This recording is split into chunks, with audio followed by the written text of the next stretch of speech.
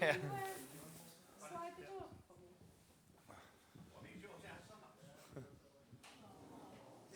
It's the best way. Okay.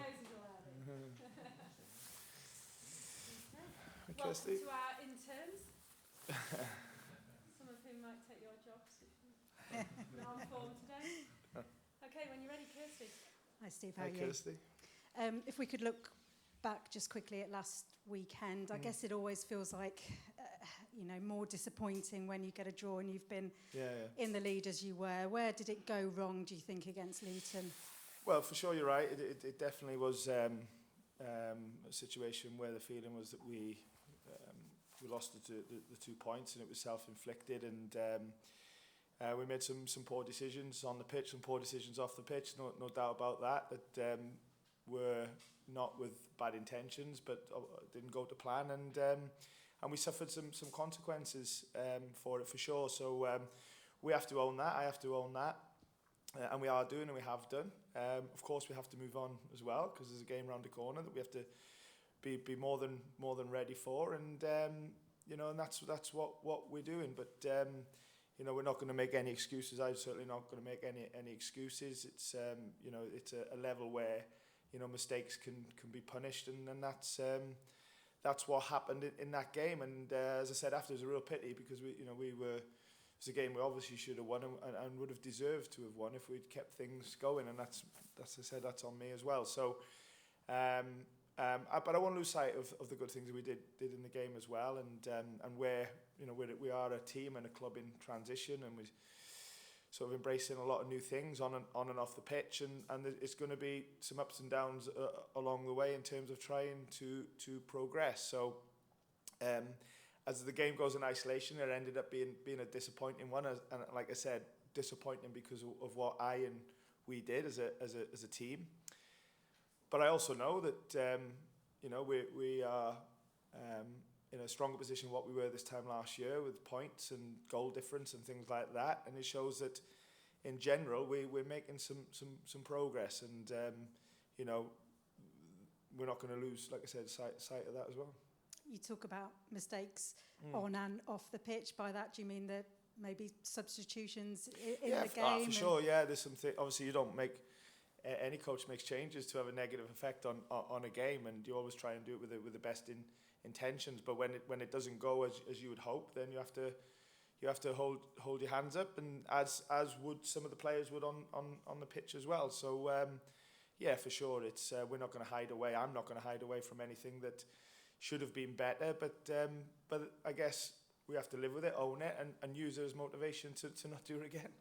We're used to the supporters being very positive throughout. There was some frustrations shown last weekend. Do you think expectations are suddenly that bit higher? Well, first and foremost, I think being 2-0 up at home and completely dominating the game and then not winning, there's frustration everywhere, so that's okay. I'm okay with that. I don't like it, obviously, but let's say we have to own that, and I certainly am. In terms of expectations, I'm not too sure. What I do know is this season ain't going to be easy, and if anyone thinks it is in terms of the training ground, myself and the team, then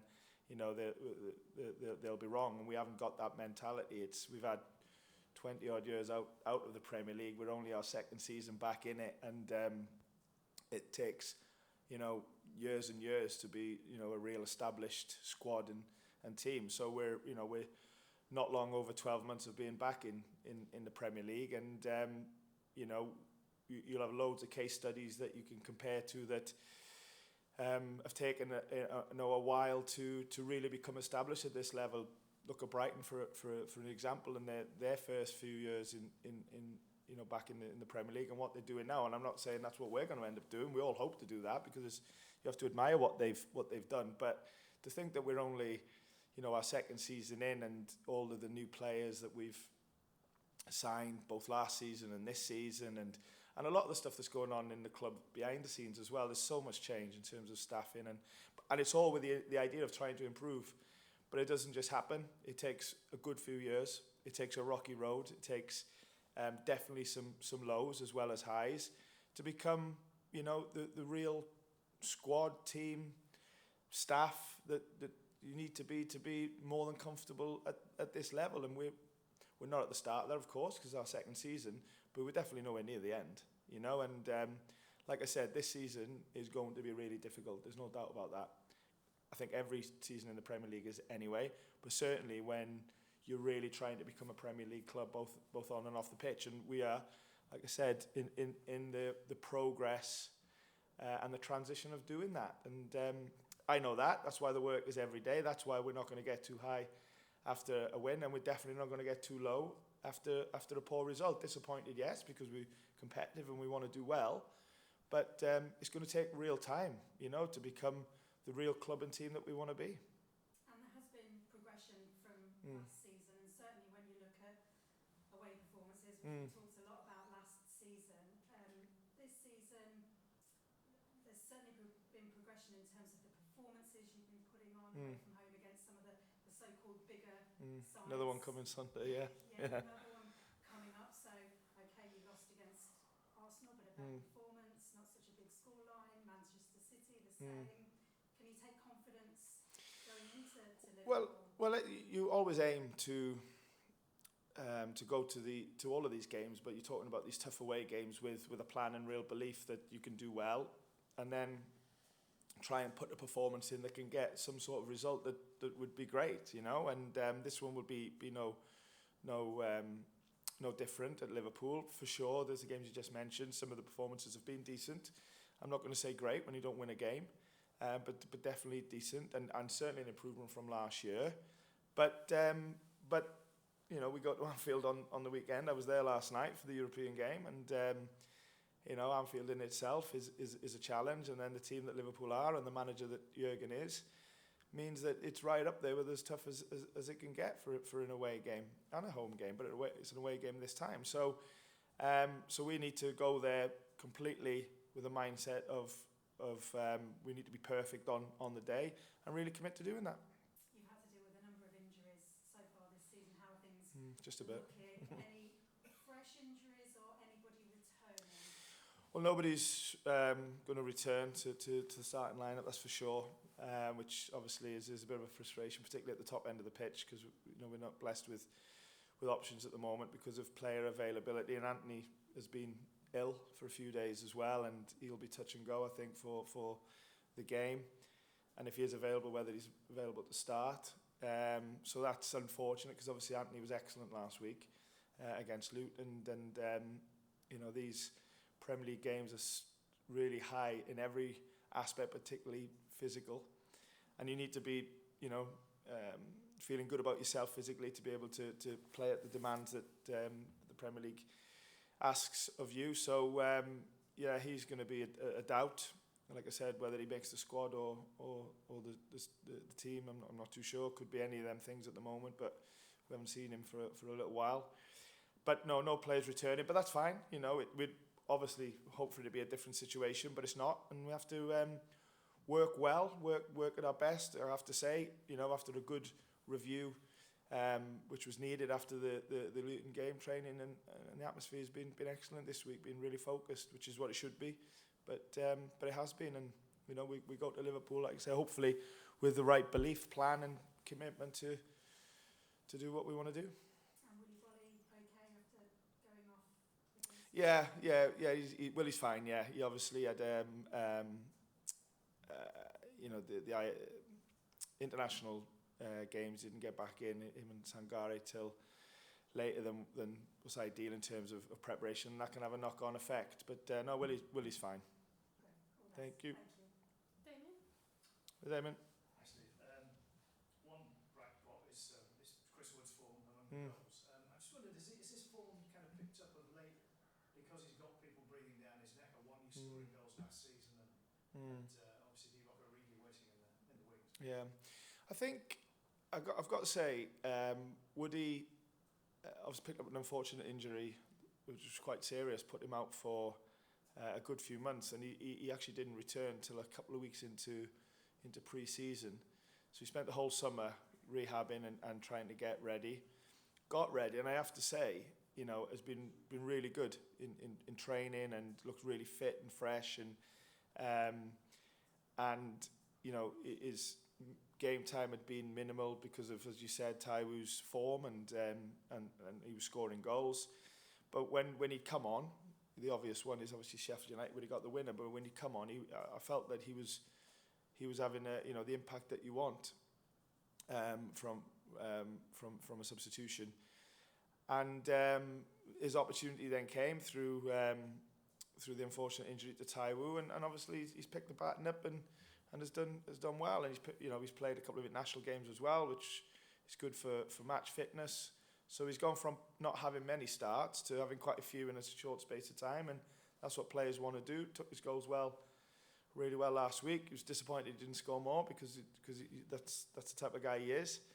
But for sure, you want your striker scoring goals, and for him to get a couple, and I think he's got 3 now, which is for this game time is quite a good return. And you mentioned the fact that you've sort of picked up how you've been performing away from home. How much better equipped are you to go to Liverpool, who I think are unbeaten this season? Yeah. And get a result? Yeah, well, we actually did okay there last year. We didn't win the game, so we're not going to make a song and dance about that. But we did okay there last season. But we'll have a lot of different personnel, and maybe they will as well. So you shouldn't really compare too much. But like I said, you can play well or poorly in games gone by, and doesn't mean that anything's going to be a certain way in the next game. We've just got to go to Liverpool, of course, respecting them and Anfield and all that goes with playing Liverpool away, while really backing ourselves to play at the level, and if we do that, we give ourselves the best chance of getting a result on the day, and in the end, that's what we want. Thanks a lot. Cheers, Stuart. Jude? Hey, Jude. Just on Chris again.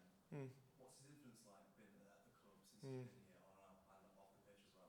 Yeah, he's part of the leadership group that the players sort of voted in, so they voted him in to be part of that group, which tells you that he's a respected guy and he's well thought of and has leadership characters. He obviously has experience and Premier League experience and experience of different situations as well in all parts of the table. So he brings that. He shares his opinion quite comfortably, and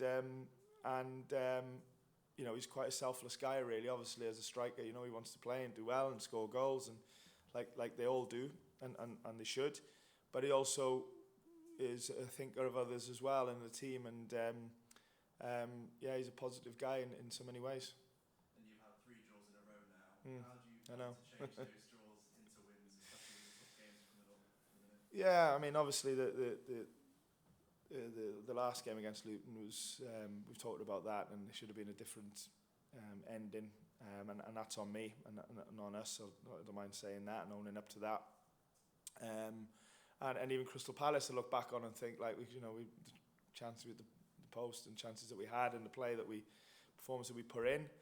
So it's just about continuing to really hone in on a lot of good things that we've done in them games, but you try and do good things to keeping clean sheets and scoring goals, and that's what we've got to do. We've got to keep believing in how we play, keep believing in the brand that we're trying to become, and the way that we want the team to play, which is again another thing that's in sort of transition, but we're doing that to try and get the results that we want. So hopefully we can continue to do some good things that we've done in games while improving on the things that haven't gone so well. And if you do that, you win more games than you don't. Cheers. Thank you. Jake? Hey, Jake. Hi, Steve. You okay? Just a few follow-ups from myself.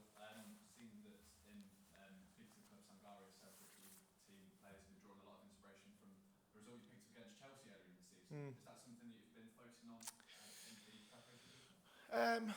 No, I wouldn't say it needs to be spoken about. It was obviously a great result, and one that can give us confidence and give us a reference point that we can do well in these away games against these big clubs who are normally competing at the top end of the table.